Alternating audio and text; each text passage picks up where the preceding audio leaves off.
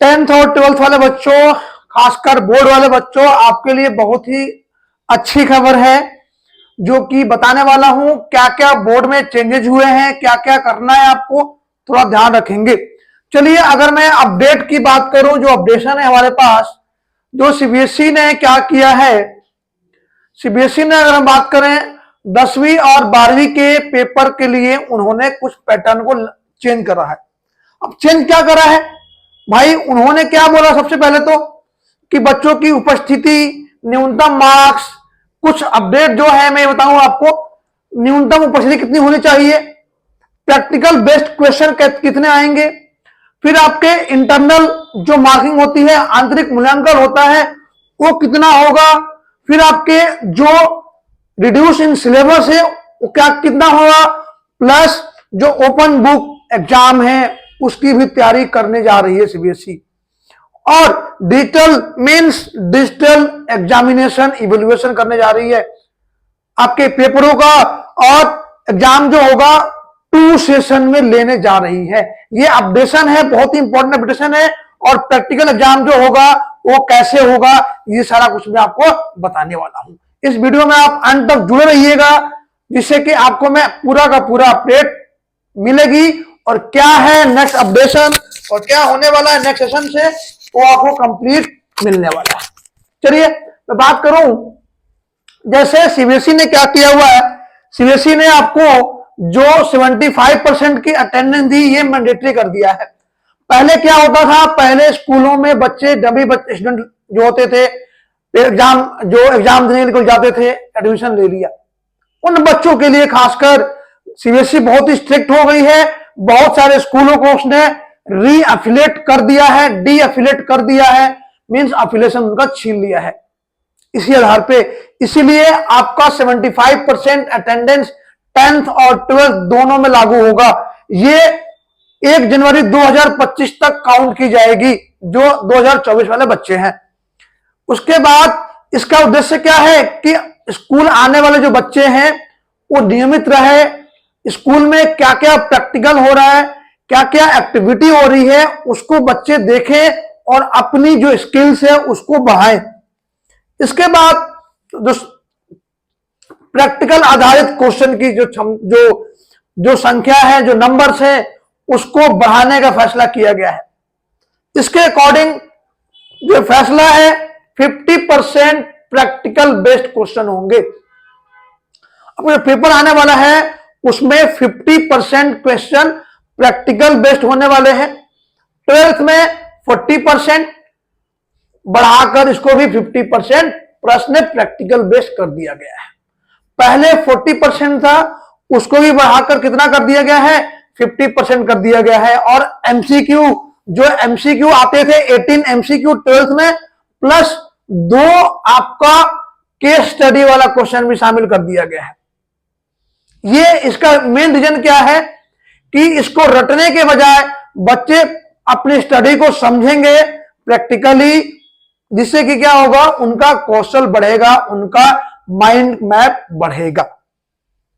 इसके ये 2020 की जो राष्ट्रीय नेशनल एजुकेशन पॉलिसी थी, एनईपी थी, उसके अकॉर्डिंग इसके ऊपर दिया गया है। उसमें बोला गया था कंप्लीटली कि कौशल आधारित प्रश्नों की संख्या बढ़ाई जाएगी, प्रैक्टिकल बेस्ड क्वेश्चन जो है उसकी संख्या बढ़ाई जाएगी। इसके बाद इंटरनल मार्किंग का बड़ा ही महत्व है। इसमें 40% इंटरनल रख दिया गया है। मतलब जो 30% था पहले, उसको 40% कर दिया जाएगा, और जो रिमेनिंग 60% है वो आपका बोर्ड के परीक्षा से प्राप्त होंगे। इंटरनल मार्क्स कहां से होंगे, आपके प्रोजेक्ट के ऊपर होगा, असाइनमेंट दिया जाएगा, और जितनी आवधिक परीक्षाएं हैं, इंटरनल एग्जाम्स होती हैं, उनके मार्क्स भी इसमें शामिल किए जाएंगे। वो भी आपको नहीं छूटने वाला है। इससे क्या होगा, छात्रों के अंदर निरंतर स्कूल जाने की टेंडेंसी खुद ही बढ़ जाएगी, क्योंकि मेरे इंटरनल मार्क्स कम जाएंगे, स्कूल मुझे मार्क्स कम देगा, इस वजह से स्कूल वो जाना शुरू कर देंगे। उसके बाद मैं आपसे कहूं, जो सिलेबस है, सिलेबस में भी काफी कटौती हुई है। लगभग 15 से 20% के आसपास सिलेबस भी क्या हो गया, रिड्यूस हो गया है। तो आप एक बार सीबीएसई की साइट पर जाएंगे, उसमें लिखा हुआ है deleted syllabus of following subject, उसमें जो सब्जेक्ट आप चूज करेंगे, क्लास चूज करेंगे, उसमें आपको दिख जाएगा। इसके बाद मैं आपसे कहूं कि लगभग 15% 20 कर दिया गया है। इसका उद्देश्य क्या है? छात्रों के ऊपर एकेडमिक प्रेशर कम हो जाए। एकेडमिक प्रेशर कम होगा तो प्रैक्टिकल बेस्ड क्या होगा, क्वेश्चंस बढ़ना शुरू हो जाएगा। इसमें जो स्टूडेंट्स हैं उनको एडवाइस दी जाती है कि पूरे साल वो पढ़ें, बच्चे पूरे साल विषय के बारे में पढ़ें, कंप्लीटली प्रैक्टिकली और थ्योरेटिकली दोनों को नजरअंदाज ना करें। उसके बाद एक बार इंपॉर्टेंट है ओपन बुक एग्जाम। ये कब से बोला जा रहा है? सीबीएसई इसके ऊपर ओपन बुक एग्जाम का भी क्या हो रहा है, एक प्रावधान लाने वाली है। इसका मतलब ये नहीं है कि बुक दे दिया गया और आप देख के लिख रहे हैं, ऐसा बिल्कुल नहीं होगा। कुछ ऐसे प्रैक्टिकल एग्जाम होगा इसमें बच्चों को नोट्स और बुक दे करके एग्जाम दिलाया जा सकता है।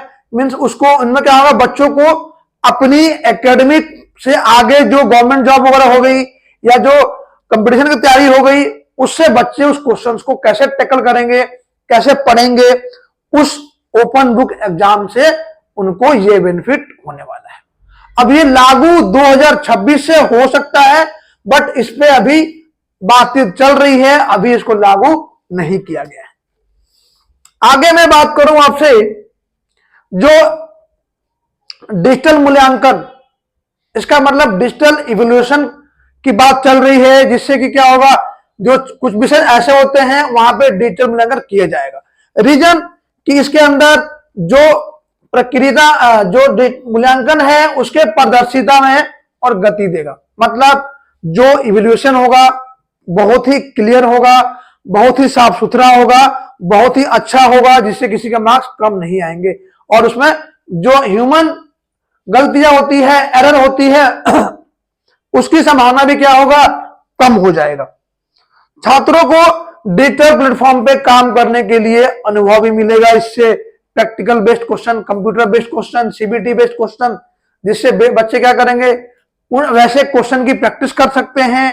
और जो फ्यूचर होगा, फ्यूचर में जितने कंपटीशन से क्वेश्चन आते हैं, जैसे आईआईटी जेईई हो गया, किसी भी गवर्नमेंट एग्जाम में जो पारदर्शिता को या फिर त्रुटियां को या फिर चोरी या फिर पेपर लीक मामले को कम करने के लिए जो यूज किया जाता है, उसमें बच्चे सीख सकेंगे, बच्चे पेपर दे सकेंगे। इसके बाद टू सेशन वाली जो बात करेंगे हम लोग एग्जाम की, इस पे भी सीबीएसई बहुत ही स्ट्रिक्ट हो चुकी है। 2026 में चांसेज है कि ये लगेगा ही लगेगा। पहला सत्र आपका कब से होगा? नवंबर दिसंबर में होगा, दूसरा सत्र मार्च और अप्रैल में होगा। दोनों सत्रों के एग्जाम को मिला के आपका रिजल्ट तैयार किया जाएगा। इसमें क्या होगा, बच्चों के ऊपर एक ही बार प्रेशर नहीं आएगा। मतलब हाफ सिलेबस हो गया नवंबर दिसंबर में, फिर जब हाफ सिलेबस होगा वो मार्च अप्रैल में हो जाएगा, जिससे हाफ हाफ इवोल्यूशन करना आसान होगा। बच्चे हाफ हाफ सेशन के जो पेपर देंगे अपना अच्छा करके देंगे और दोनों को मिलाकर के रिजल्ट दिया जाएगा। ये बात समझिए कि पहले वाले में अच्छा आ गया तो पहले का काउंट हो जाएगा, दूसरे वाले में अच्छा आ गया दूसरा काउंट हो जाएगा। बिल्कुल गलत समझ रहे हैं आप, दोनों को मिलाकर के रिजल्ट बनाया जाएगा। ठीक है बच्चों।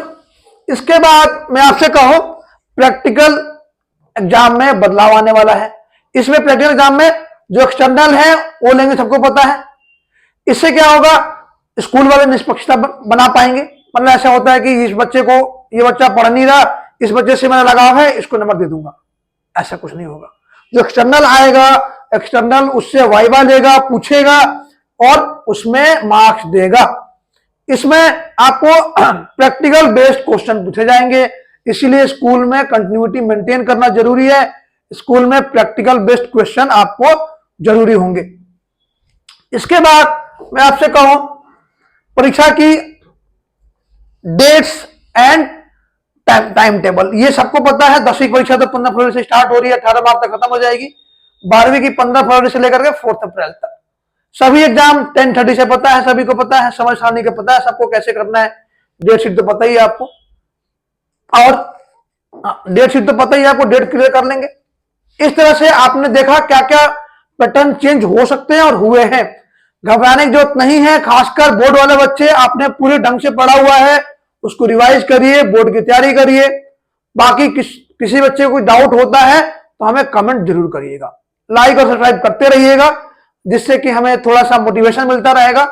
मिलते हैं नेक्स्ट वीडियो में बच्चे, तब तक के लिए बाय बाय।